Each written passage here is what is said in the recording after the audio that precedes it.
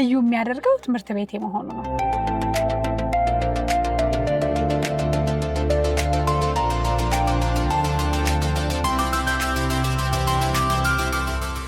በጣም ወዳቸው መምህራን እና ሐሰን እዚህ ጋር እንግዲህ ቅጣቶችን የምንቀበልበት ከዛ ደግሞ አንዳንድ ጊዜ ያው እንደ ተማሪ ስናጠፋም ብዙ ጥፋቶችን ያየንበት ነው። ስንተዋወቅ እንደውም መጀመሪያ ላይ ያው ፈገግታዋ በደንብ ገዝቶኛል።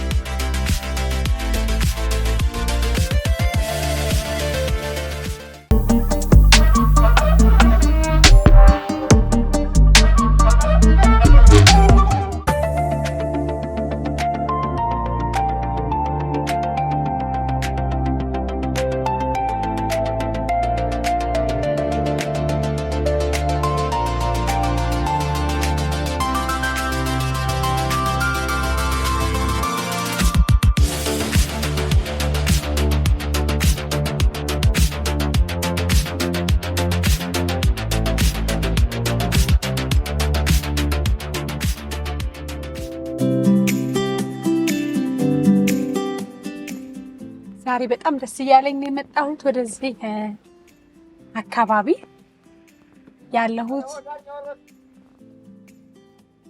ያለሁት ቦሌ ሆምስ አካባቢ ነው። ቦሌ ህብረተሰብ ትምህርት ቤት በጣም ብዙ ትዝታ ያለኝ እናቴ ረጅም ጊዜ ያገለገለችበት ትምህርት ቤት እኔ ከሟለ ህፃናት ጀምሮ እስከ 12ኛ ክፍል የተማርኩበት በጣም የምወደው ትምህርት ቤት ነው። እንግዲህ በጣም ብዙ ትልልቅ ሰዎችን አፍርቷል ቦሌ ህብረተሰብ ትምህርት ቤት። ከዚህ ቀደም ቦሌ ኮሚኒቲ ስኩል በሚል የኮሚኒቲ ትምህርት ቤት ነበረ። ከዛም በኋላ እንግዲህ የህዝብ ትምህርት ቤት ሆኖ ከዛ አሁን ደግሞ በመንግስት አስተዳደር ስር ይገኛል። በጣም ብዙ ትዝታዎች፣ በጣም ብዙ እውቀቶች፣ በጣም ብዙ የህይወቴን አሁን የደረስኩበትን ደረጃ የደረስኩት በትምህርት ቤቴና በመምህሮቼ በትምህርት ቤቱ አስተዳደር በኩል ነውና ስመጣ ልዩ ስሜት እየተሰማኝ ነው። መጥቼ ብዙ ጊዜ ጎበኛለሁ፣ ግን አሁን እየመጣሁበት ትልቁ ዓላማ የአፍና የጥርሳችንን ንጽህና አጠባበቅ ቀንን በማስመልከት ቦሌ ህብረተሰብ ላይ በዩኒሊቨር ስር ያለው የሲግናል የጥርስ ሳሙና ለልጆች ግንዛቤ ይሰጣል። ልዩ የሚያደርገው ትምህርት ቤት መሆኑ ነው። ገብተን እንመለከታለን።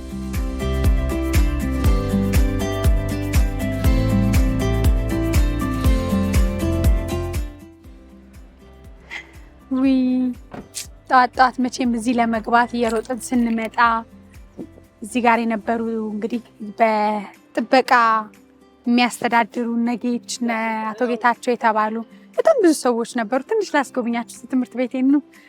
መጀመሪያ ግን ከዚህ ስናረፍድ ተንበርክከን ቲቸር ዘውዱ አሁንም አሉ።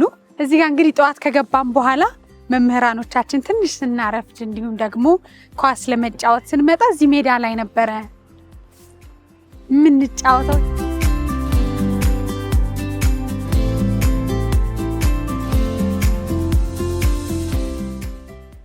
ወይኔ ትምህርት ቤቴ በጣም ብዙ ትዝታዎች አሉኝ።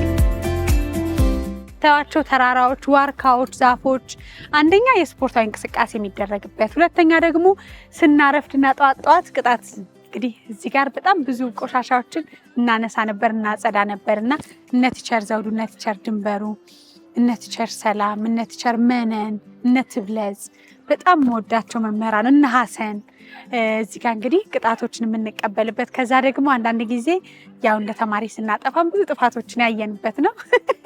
የኔ ባች ተማሪዎች ታውቃላችሁ እንግዲህ እነ በሱ ፍቃድ፣ እነ ነኢማ፣ እነ ፊዮሪ፣ እነ ሜሮን ልባይ፣ እነ ሜሮን ታደለ፣ እነ መሲ፣ እነ ሌንሳ በጣም ብዙ ሚስ ማረጋችሁ ጓደኞች ያላችሁ እንደነበረ ነው። እዚህ ጋር ምንም የተቀየረ የለም። የአትክልት ስፍራው ትንሽ ተስተካክሏል። ከዛ ግን ክፍሌ ላሳያችሁ ተማሪዎች አሉ፣ ግን ላሳያችሁ።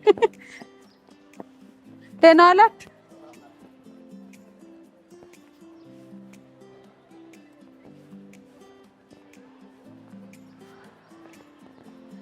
ውይ ትምህርት ቤት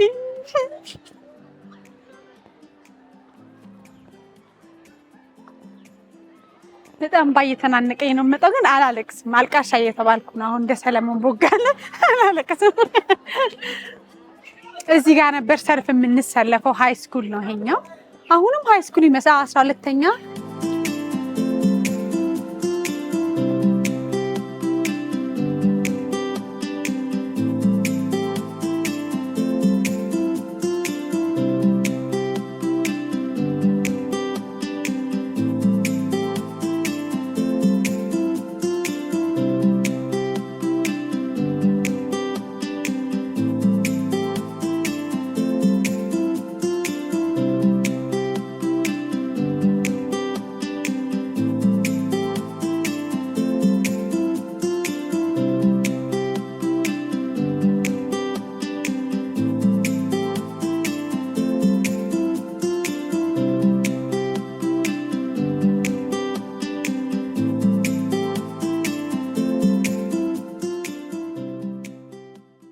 እኛ ከተማርንበት በጣም ብዙ ነገሮች ተቀይረዋል። ሃይ ስኩል እና ኤሌመንተሪ ሆኖ እንግዲህ በጣም ብዙ ነገሮች ተቀይረዋል።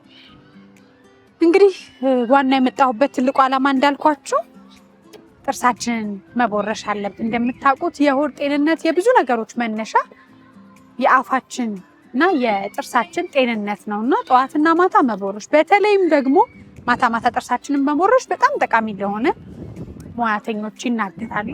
በተለይም ደግሞ ልጆች ገና አሁን ባሉበት በዚህ በለጋ እድሜያቸው ደግሞ ስለ አፍ ጤንነታቸው ማወቃቸው ምን ይጠቅማቸዋል? ቀድሞ መከላከል ላይ እንዲሰሩ እናደርጋቸዋለን። ጥርሳቸውን ከታመሙ ከተቦረቦረ ከተጎዳ በኋላ በጣም ብዙ ዋጋዎችን ይከፍላሉና ቀድሞ የአፍንና የጥርስ ጤንነት መጠበቅ ይገባል በማለት ልጆችን ለማስተማር እዚህ ተገኝቷል። ሲግናል በጣም ብዙ ዝግጅቶች አሉ። ወደ ውስጥ ገብተን እንመለከታለን። በድጋሚ መልካም ጊዜ ይሁንላችሁ።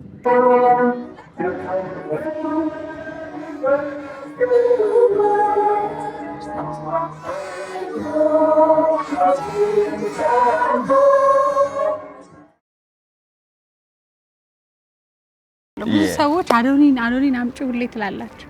ስለዚህ ስንት መግባት አለበት አዶኒ? አሁን ይሄ የሚያዩት 500,000 ሰው ካየው ይሄ ቪዲዮ ለምሳሌ ከ500,000 150,000 ሰብስክራይብ ያደርግ ደስ ይለኛል። ነው በጣም አይደለ? አሪፍ ሬሾ ነው። ሰብስክራይብ አድርጉ። ፒስ። ዓለም አቀፍ የአፍ አጠባበቅ ቀን ነው። እንግዲህ ጥርሳችንን በአግባቡ መቦረሽ አለብን። የምንቦርሻቸው ደግሞ የጥርስ ሳሙናዎች ለጥርሳችን ውበትና ጤንነት በጣም ትልቅ ሚና አላቸው። ከዛ ውስጥ አንዱ ሲግናል ነው። እዚህ በጣም የሶሻል ሚዲያ ተጽዕኖ ፈጣሪዎች አሉ። እቺ ሰውዬ ጥርሷ መቦለስ ትደምራለች እንዴ? ሻካ ያት ምንድነው እንደዚህ ትከዚ ያልከው? እያየነው አሻንጉሊት አንድ አሻንጉሊት። እንዴት ናችሁ? ሳምና ሊሃ አይደል? ደህና ነን። ቤቢ አደገ። ተመስገን። ፀጉር ቤቱም ለምዷል። ቆንጆ። ጥርሳችሁን ትቦርሻላችሁ እንዴ? ምን አይነት ጥያቄ! አይ አንዳንድ ሰው ገጥሞኛ ቃል ይሄ በደንበኛ በጥርስ የሚፍቅ ሰው አለ። ዘመናዊ ሰው የምንላቸው በጥርስ ሳሙናዎች ደግሞ የሚጠቀም ሰው አለ። ከየትኛው ናቸው? በጥርስ ሳሙና። በምን አይነት ጥርስ ሳሙና? ያው እንግዲህ አንደኛው ሲግናል ነው። አዎ። ጥርሳችን መቼ ትቦርሻላችሁ? ያው እንግዲህ ጠዋት፣ ብዙ ጊዜ ጠዋት አይደል? ማታስ? ማታን ብዙ ጊዜ እንረሳታለን መሰለኝ። ወስተር ተታዩ ድክም ነገር ይለኝ ከስራ ማምጣት ስለምንገባ። ግን ያው ጠዋት እንዴት የማይረሳም? ጠዋትም ይቦረሻል። ቤቢ በስንት ጊዜው ጥርስ መቦረሽ አለበት? እየለመደ ነው ወይስ ገና ነው? ፍቃድ አሁን ለምዷል። አይወጥም ወደ ውስጥ። እኔ አሁን የኔ ልጅ በጣም ታስቸግረኛለች። እንደዚህ መጥፋት አታውቅምና ሁሉንም ወደ ውስጥ ነው። እንደውም ቶሎ ነው የሚለሱ።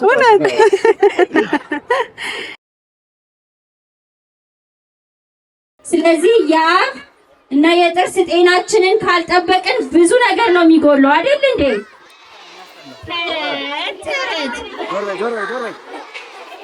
በአፍ ውስጥ የሚኖሩ ጥርሶች ነበሩ።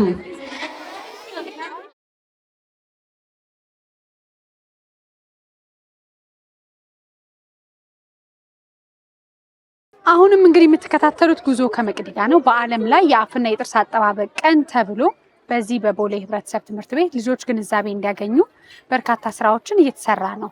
እዚህ አጠገቤ ደግሞ ዶክተር ናታን ምን ግንዛቤ ስትሰጥ አግኝቻታለሁ። እንዴት ነሽ ናታን? ሰላም፣ እንዴት ነሽ? ደህና ነሽ? ምን ይዘሻል? እዚህ ጋር ጥርስ ወይም ደግሞ የአፋችንን ቅርጾች የሚይዙ ይዣለሁ። ምን እናድርግ? አሁን ብዙ ጊዜ ጥርሳችንን ስንቦርሽ የመጀመሪያው ነገር ጥርስን ማጽዳት ጠዋትና ማታ ምን ያህል ጠቃሚ ነው ከሚለውን ጀምርና እንዴት ማጽዳት አለብን የሚለውን ጀምራል። ስለዚህ እኛ ሁልጊዜ ከተቻለ በቀን 2 ጊዜ ጥርሳችንን ለመቦረሽ መሞከር አለብን። እሺ፣ ካልሆነ ግን በብዛት የሚመከረው ማታ ላይ እንዲቦርሽ ነው። እውነትሽ? ጠዋት ነው የምንቦርሸው ነው የሚለው ሰው ብዙ ጊዜ። ያው ሰው ጠዋት ነው የሚቦርሸው፣ ግን በጣም የሚመከረው ሰው ማታ ላይ እንዲቦርሽ ነው። ከዛ ደግሞ ስንቦርሽ ብዙ የማይነኩ የምንረሳቸው ቦታዎች አሉ። ማለትም በውስጥ በኩል ወይም ደግሞ ምላስ ሊሆን ይችላል እና ደግሞ የምንነክስ በጣም ጥርሳችን ፕሬሸር የሚበዛበት ቦታ እዛ የምንነክስበትን ቦታ ላይ በጣም ጽዳት ማድረግ አለብን፣ ማጽዳት አለብን ማለት ነው። ከሱ ወደ ታች ይሄኛው ደግሞ ከድዱ ወደ ላይ እያደረግን እናጸዳለን ማለት ነው። ከዛ ሌላም ሁሌ ብዙ ሰው የሚረሳው ፓርት የትኛውን ነው? ዋና የሚታኘኩበት ቦታዎች አሉ አይደለ? ጥርሳችን የሚነካከስበት እንደዚህ ስታደርጉ የሚገናኝበት ቦታ አለ አይደለ? እሱን ፓርት በደንብ መጠራት አለበት። በደንብ በምናጸዳበት ጊዜ የመጨረሻ ላይ ያሉትን ጥርሶች ወደ ታች፣ ከላይ ከሆነ የምናጸዳው ወደ ታች ማለትም ድዳችን ላይ ፎርስ ላለማብዛት ይሄን በምናጸዳበት ጊዜ ወደ ስር ማድረጋለን ወደ ታች ወደ ታች። ከዛ ወደ ፊት ለፊት በመጣበት ጊዜ ደግሞ ቀጥ አድርገን ቅድም ከኋላ ከሆነ አያያዛችንን ሰያፍ እናደርጋለን። ከፊት ለፊት ከሆነ ግን ወደ ጎን አድርገን ወደ ታች እንቦርሻለን። ከታችም ከሆነ ደግሞ ከዚህ ጋር ስንመጣ ወደ ላይ ነው የምናደርገው፣ ድዳችንን ላለመንካት ማለት ነው። ላለመንካት እንሞክራለን። ከዛ ደግሞ በውስጥ በኩል መቦረሻችንን እንዳንረሳ ከስርም ከላይም እና መገጣጥ እንደዚህ መጨረሻ ላይ ያሉትን የሚነካኩ ጥርሶችን ለመቦረሽ እንሞክራለን። ብዙ ጊዜ ግን ወደ ጎን አድርገን ቶሎ መቦረሻችን ነው የምናየው፣ እንደዚህ ወደ ጎን እንጂ ከላይ ወደ ታች። ምንድን ነው ጥቅሙ? ከላይ ወደ ታች መቦረሻችን ድዳችንን ላለመጉዳት ነው። በጣም በኃይል እየቦረሽን በመጣን ቁጥር ድዳችን እንዲደማ እናደርጋለን። ስለዚህ ጽዳቱስ ግን አይ ቲንክ ከተካች ወደ ላይ የሚጸዳ ይመስለኛል። ምክንያቱም ጥርስ መሀልም ላይ ቢገባ ያለውን ቆሻሻ ለማውጣት በደንብ የሚመቸው ፕሪፈረብሊ ይሄንን ብናደርግ የተሻለ ነው ብለን ስለታሰበ እባክህ ይቅር በለኝ። እኔ ከዛሬ ጀምሮ ጥርሴን እንደ ውሃ ሲመጣ አልፈራም። ሳሙና ሲመጣ፣ ጥርስ ብሩሹ ሲመጣ በደንብ እጸዳለሁ። ለዛሬ ግን አታስወግደኝ አለ።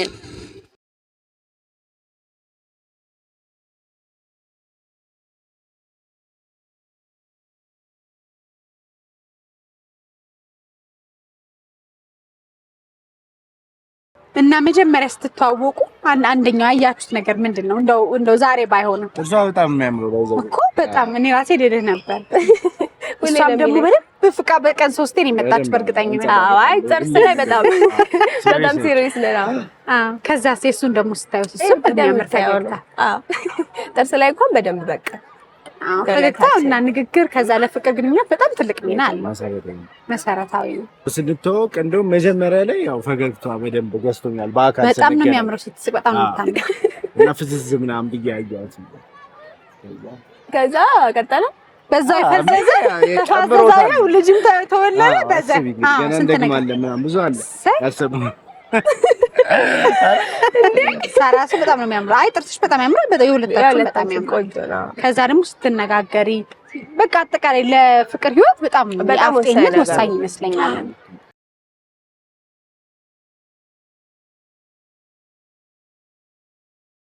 ላችሁበት ጥሩ ቆይታ ይሁንላችሁ። ጠዋት ማታ ፈገግታችን ስነ ልቦናችንን፣ ጤናችንን፣ እኛነታችንን በጣም ይገልጻል። ዛሬ ደግሞ እንግዲህ በሲግናል የተዘጋጀ ቦሌ ቤተሰብ ትምህርት ቤት ውስጥ አለ። ከዛ ደግሞ እንግዲህ ዶክተር ፋሲካዊትን አግኝቻታለሁ። ከትልቅ ተቋም ተወክላ ነው የመጣችው። ተቋምሽንና አንቺ ደግሞ አስተዋውቂናት። እሺ፣ አመሰግናለሁ። ዶክተር ፋሲካዊት እባላለሁ። የመጣሁት ከኢትዮጵያ የጥርስ ሕክምና ባለሙያዎች ማህበር ነው። ፕሬዝዳንት ነኝ። ምን ይሰራል ማህበራችን? በውስጡ ወደ 1000 የሚሆኑ አባላቶች አሉት። ማህበራችን የሚሰራው ምንድነው? ከማህበረሰቡ ጋር እንደዚህ የአዌርነስ ክሪኤሽን ፕሮጀክቶች ላይ እንገኛለን። ለማህበራችን ባለሙያዎች ደግሞ የአቅም ግንባታ ወይም ደግሞ ካፓሲቲ ቢልዲንጎች ትሬኒንጎችን እንሰጣለን። የነጻ ህክምና ለማህበረሰቡ እንሰጣለን። አዎ ብዙ ጊዜ እንግዲህ እናንተም እንደምትሉት ቀድሞ መከላከል ላይ መስራት አለብን እንላለን። ጥርስ ታመሽ የጥርስን ህመም የሚያውቀው ሰው ያውቀዋል። ከህመሙ በፊት ግን እንድንከተላቸው የሚገቡ ጤናማ ህይወት መንገዶች አሉ። ምንድን ናቸው? የጤናማ መንገዶቻችን ምንድናቸው? አንደኛ አፋችንን በንጽህና መያዝ ነው ቀላሉ መንገድ እና ርካሹ መንገድ እሱ ነው። እሱም ስንል ምንድነው ጥርሳችንን ማጽዳት አለብን። በቀን 2 ጠዋትና ማታ ማጽዳት ይጠበቅብናል። ስናጸዳ ደግሞ በጥርስ ሳሙናና በጥርስ ብሩሽ፣ ጥርስ ሳሙና ውስጥ ደግሞ ፍሎራይድ ቢኖርበት ይመከራል። በዛ ማጽዳት ይኖርብናል ማለት ነው። እያንዳንዱ የጥርስ ክፍል እያጸዳን ቼክ ስናደርገው 2 ደቂቃ በጣም በቂ ነው፣ ሁሉን ለማዳረስ ማለት ነው። ከዛ እሱ ከቀዳም በኋላ እቺ ምንድናት? አፋችሁ ውስጥ ያለችው እቺ ምንድናት? ምላስም መጸዳት አለባት አይደለ? ምክንያቱም ምላስ ላይ ተጣብቆ ስለሚቀር ምላስም መጸዳት አለበት አይደለ? ስለዚህ ምላሳችንን በደንብ እናጸዳለን ማለት ነው። እሺ አጽድተን ደግሞ ከጨረስን በኋላ ምላሳችንን መርሳት የለብንም። ያው የቦረሽንበትን ከተፋን በኋላ ቀጥለን ደግሞ ምላሳችንን መቦረሻል። ምክንያቱም ጠረን የሚመጣው በብዛት ምላስ ላይ ባሉ ባክቴሪያዎች ነው። የሳሙናውን አድርገን የምናጸዳ ይመከራል። ምላሳችን አሉ አሁን የምላስ ማጽጃዎች ለብቻቸው ብሩሽ የሚጠቀሙ ሰዎች አሉ። ፍሎስ የሚያደርጉ ሰዎች አሉ። በክር ወይም በተለያዩ ነገሮች መሀል ላይ ጥርሳቸውን የሚያጸዱ አሉና አንድ ላይ ከጥርስ መቦረሽ ጋር የሚገናኝ ነገር ነው። ግን አንደኛውን ምርጫ እናድርግ ይላሉ ሰዎች። ትክክል አለ ሆኖ የሚገኘው ለብቻው ጥርሳችንን የቦረሽንበትን ምላሳችንን ከምናስነካ ለራሱ ለብቻው መቦረሻ ብናዘጋጅ የተሻለ ነው። እነሱ የሚላቸው ቤታችሁ ጠዋትና ማታ ትተገብሩታላችሁ ማለት ነው አይደል ልጆች? አሁን እንግዲህ ሰዎች የጥርስ አጠባበቃቸው ላይ የተለያዩ የጥርስ ሳሙናዎችን ይጠቀማሉ። መንገዶችንም አንዳንዴ እንደውም ሰምቻለሁ ለየት ባለ መንገድ በሳሙናም በምንም የሚፈሳው አለና እውነት ነው። መፋቁ ብቻውን በቡሩሽ ነው ወይስ ደግሞ የጥርስ ሳሙናዎቹ ያግዙናል አብረን? ያው እንግዲህ አሁን በማህበረሰባችን አይደለም በሳሙና ቀርቶ በጣም በተለያየ ነገር እንሰማለን። ለምሳሌ በከሰል መፋቅ፣ በጨው መፋቅ፣ መፋቂያንም ራሱ ማድረግ ይደረጋል። ግን ይሄ ትክክል ነው አይደለም? በአብዛኛው ትክክል አይደለም። ለምሳሌ ሎሚን ተጠቅሞ የሚያጸዳ ሰው አለ። ሎሚ በራሱ በጣም አሲዳማ የሆነ ነገር ስለሆነ ጥርሳችንና ድዳችን እንዲቆጣ ነው የሚያደርገው። ስለዚህ ስናጸዳ መጠቀም ያለብን የጥርስ ሳሙና ነው። የጥርስ ሳሙና በሳይንሳዊ መንገድ ለአፋችን እንዲጠቅም ተደርጎ ቢዋጥ እንኳን ምክንያቱም ተግሞጥሙጠን ከተፋን በኋላ የተወሰነ እንኳን ብንውጥ በጤናችን ላይ ተጓዳኝ ነገሮች እንዳያመጡ ተደርጎ የተሰራ ነገር ነው። አሁን ያደረግነው የጥርስ ሳሙና ትንሽ ነው አይደለ? ከዛ ቦርሸን ጨረስን። ቦርሸን ስንጨርስ አፋችን ውስጥ የበላናቸው ምግቦች ምናምን አፋችን ነበረው፣ እሱን ተፋ ነው። አሁን እዚህ ጋር ነው ሌላኛው ስህተት የሚመጣው። ብዙዎቻችን ጥርሳችንን ከቦረሽን በኋላ አፋችን ንጹህ ውሃ እስኪቀር ድረስ ነው ተቆጥረን የምንተፋው አይደል? እንደሱ ግን አይደለም የምናደርገው። ካሁን በኋላ ከተማረን በኋላ ግን እንደምናደርገው አፋችን ውስጥ ያለውን ትርፍ የሆነውን ሳሙና ብቻ እንተፋና የቀረው ግን አፋችን ውስጥ እንዲቀመጥ እንተወዋለን። አሁን የብዙዎቻችሁ ጥያቄ ይሄንን ስናገር ምንድነው ሊሆን የሚችለው? ጥርስ ሳሙናው ሲዋጥ አይጎዳንም ወይ ነው አይደለ? ግን አሁን አፋችን ውስጥ የሚቀረው ጥርስ ሳሙና በጣም ትንሽዬ ናት። ስለዚህ እሱ የሚያክል ሳሙና ደግሞ ውስጣችን ቀርቶ ምንም ጉዳት አያመጣም ማለት ነው። ስለዚህ ምንድነው የምናደርገው? እንተፋለን፣ በደንብ እንተፋለን። ግን ተግሞጥሙጠን ንጹህ ውሃ እስከሚቀደስ አይደለም የምንተፋው። ተግባባን? ጥርስ ብሩሾችስ ምን አይነት መሆን አለባቸው ስንል አንዳንዴ በጣም በጠንካራ ብሩሽ በኃይል የሚቦርሹ ሰዎችን እናያለን። ጥርሳችንን በኃይል በቦረሽነው ቁጥር ምንድነው የሚሆነው? በጣም ኃይሉ ስለሚበዛ ጥርሳችንን ራሱ እየሸረሸር ነው የምንሄደው ማለት ነው። ስለዚህ በቀን 2 ጠዋትና ማታ ቅድም የኛን ባለሙያዎች እያስተማሩ ነበረ እና ጠዋትና ማታ ከላይ ወደ ታች እያቦረሽን በሁሉም አካላችን ላይ እና ደግሞ ምላሳችንን ጨምሮ በማጽዳት መከላከል ይችላል። በተለይም ደግሞ በታዳጊ ልጆች ላይ በትምህርት ቤቶች ላይ በጣም ብዙ ፕሮጀክቶችን ትሰራላችሁና እውነት ነው። ፋይዳው ምንድነው የሚለው ትንሽ ነገር። ያው ህፃናቶች የማህበረሰቡ ዋና መነሻ ናቸው፣ የጄኔሬሽን መጀመሪያ ናቸው። ስለዚህ እነሱ ላይ መስራታችን ዛሬ ብቻ ሳይሆን ወደፊት በጣም ብዙ አይነት ለውጦችን ያሳያሉ ብለን እናምናለን። አንደኛ የልጆች ጥርስ እንደኛ እንደ አዋቂዎቹ ጠንካራ አይደለም። ስለዚህ መቦርቦሩ ለነሱ ቶሎ ቀድሞ ይደርሳል ማለት ነው። ከዛም ደግሞ ህመም ይመጣል፣ ከትምህርት ቤት መቅረት ይኖራል። ለህክምና ደግሞ ሲባል ፋይናንሻል በርደን ይኖራል ማለት ነው። ስለዚህ እሱን ሁሉ ለማቆም ስንል ብዙ ጊዜ ህፃናቶች ላይ ለመስራት እንመርጣለን። ህፃናት ሀቢቶችንም ዴቨሎፕ ለማድረግ በጣም ቅርብ ናቸው። ስለዚህ ጠዋትና ማታ ቦርሹ ብለን አስተምረናቸዋል። ዛሬ ሄደው እናትና አባቶቻችን ጠዋትና ማታ መቦረሽ እንዳለባቸው ያስተምሩልናል። ነገ ከነገ ወዲያ ደግሞ ማህበረሰቡ ተቀየረ ማለት ነው። ብዙ ሰዎች አዶኒን አምጪ ሁሌ ትላላችሁ። ስለዚህ ስንት መግባት አለበት አዶኒ? አሁን ይሄ የሚያዩት 500,000 ሰው ካየው ይህ ቪዲዮ ለምሳሌ ከ500,000 100,000 150,000 ሰብስክራይብ ቢያደርግ ደስ ይለኛል። ነው በጣም አይደለ? አሪፍ ሬሽዮ ነው። ሰብስክራይብ አድርጉ። ፒስ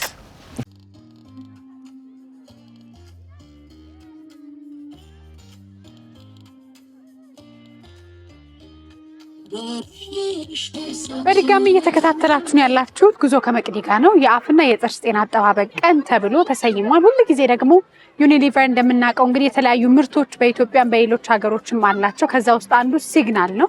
ሲግናል ደግሞ የአፍ ጤናችንን እንጠብቅ በሚል ቦሌ ኮሚኒቲ ስኩል ቆንጆ ፕሮግራም አዘጋጅቷል። እዚህ ማርኬቲንግ ማኔጂንግ ዳይሬክተር ሳምነውን አሳ ስለምልህ ነው ያሳምነው ይረዝምብኝ። እንኳን አብረበሰ ሁሉ ጊዜ በጣም ቅርብ ናችሁ። በተለይ ደግሞ ምን ያስደስተኛል ከልጆች ጋር ገና ከሚመጡት ትውልዶች ጋር ብዙ ስለ እጅ ጤንነት ስለ አፍ ጤንነት ብዙ ታስተምሩ ነው ማውቃት። በጣም ደስ ይለኛል። አዎ የሚመጣው ትውልድ ላይ ልጆች ላይ መስራት በጣም አስፈላጊ ነው እና የአፍና የጤና አጣበቅን በደንብ ካወቁ ልጆች ከልጅነታቸው ጀምሮ ጥርስ ጤናቸው ስለሚጠብቁ በጥርስ ህመም የተነሳ ከትምህርት ቤት አይቀሩም፣ ውበታቸው አይጎዳም፣ ፈገግታቸውን አይነጠቁም እና ጠዋት ማታ በፈገግታ ማለት እንግዲህ ዛሬ ከኢትዮጵያ ጥርስ ባለሙያዎች ማህበር ጋር በመሆን ቦሌ ህብረተሰብ ትምህርት ቤት ነው ያለነው። እንደ ሀገሪቱ ወደ 426 ልጆች ላይ እያከበርን እንገኛለን በዚህ ወር። ፋይዳው ምንድነው ብላችሁ ታስባላችሁ? ያ ፋይዳው ትልቅ ቢሆንም ዋና ዓላማው ማስተማር ነው። መቼም ጥርሳችን ሁሌ ያገለግላል ምን መገበት ነውና የጥርስና የአፋችንን ጤና መጠበቅ አለብን። እንደው ምግብ ተበላበት ሰዓት እንደሚታጠበው ሁሉ ጥርሳችንን አፋችንን ከበላን ምግብ ከበላን በኋላ ጥርሳችንን ማጽዳት አለብን። ካላጸዳን አፋችን ውስጥ የተለያዩ ባክቴሪያዎች፣ ጀርሞች ኖሮ ለጥርስ ህመም ለከፋ ጉዳትም ልንደርስ እንችላለንና ስለዚህ ፈገግታ ውበት ነው። ጠዋት ማታ ፈገግታ በሚል ካምፔን ስለ አፍና ጥርስ ጤና ልጆች እንዴት ጥርሳቸው መቦረሽ እንዳለባቸው ፍሎራይድ ባለው የጥርስ ሳሙና ለምን መቦረሽ እንዳለባቸው እንዴት እንደሚቦርሹ እያስተማር እንገኛለንና ይሄ የከፋ ችግር ሳይመጣ ጉዳት ሳይመጣ ቀድሞ ለመከላከል ልጆችም ደግሞ ባህል እንዲያደርጉት ይረዳል። እኔ በጣም ነው የሚፈራው። ድብቅ ይላል አንድ ቦታ ላይ ሄድና ድብቅ ይላል። እንደዚህ ሳሙናውም እንዳይነካው እንግዲህ ሲላል ሳሙና ከ2018 ጀምሮ ኢትዮጵያ ውስጥ እያመረተ ተመጣጣኝ በሆነ ዋጋ ለኢትዮጵያኖች በሁሉም አቅጣጫ ተደራሽነት ያደርጋልና የጥርስ ሳሙና ከ50 ብር ጀምሮ ሰዎች ያገኙታል በየቦታው በየቤቱና ጥራቱን የጠበቀ ፍሎራይድ ቱስፔስት በጣም አስፈላጊ ነውና ያንን በየቦታው እንዲሆን ማድረግ ትልቁ ኃላፊነታችን ነውና ከሱ ጋር ተያይዞ የግንዛቤ ማስጨበጥ ስራ የማስተማር ስራ መሬት ወርደን ከተማሪዎች ጋር ከህብረተሰቡ ጋር ከጥርስ ባለሙያዎች ማህበሮች ጋር እየሆነን አብረን እንሰራለን። ዘወትር የኔ ድምጽ በለጣችሁ። ዘወትር በቀን 2 ከቁርስ ከእራት በኋላ ጥርሳችንን ልንቦርሽ ቃል እንገባለን። ቃል እንገባለን። ለራሳችሁ አጨብጭቡ።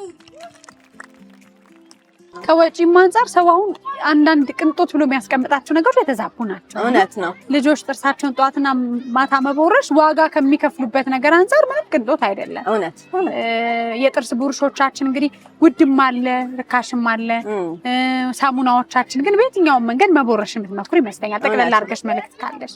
እሺ፣ አፋችንን ጠዋትና ማታ መቦረሽ ማጽዳት እንዳንረሳ። ሕክምና ቦታ ላይ ቢቻል በ6 ወር ካልተቻለ በአመት ህመም ሳይኖረን መተን ብንጎበኝ። ምክንያቱም ከአፍ ውስጥ ካሉት ነገሮች ጥርስ መቦርቦር ብቻ አይደለም፣ ድድ መድባት አለ፣ የአፍ ካንሰር አለ፣ የአፍ ሽታ መለወጥ አለ። እነዚህን ሁሉ ነገሮች የጤና ባለሙያ ጋር ሄዶ መታየቱ ያስፈልጋል ማለት ነው።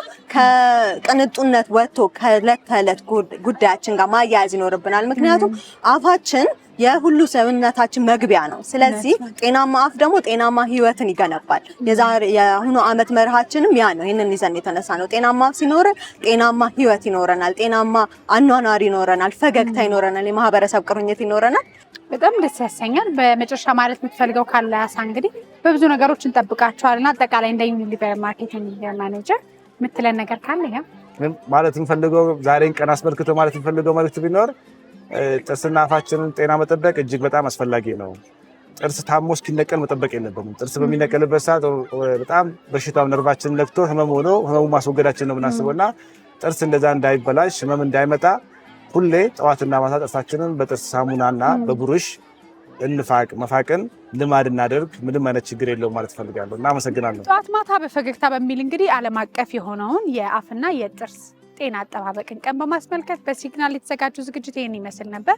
እንግዲህ ልጆች ገና በለጋ እድሜያቸው ጥርሳቸውን ጠዋትና ማታ መቦረሽ እንዳለባቸው እንዲሁ ደግሞ ከመታመማቸው በፊት የአፋቸውና የጥርሳቸውን ጤንነት መጠበቅ እንደሚገባቸው ብዙ ትምህርት ነው ያገኛቸው ይመስለኛል።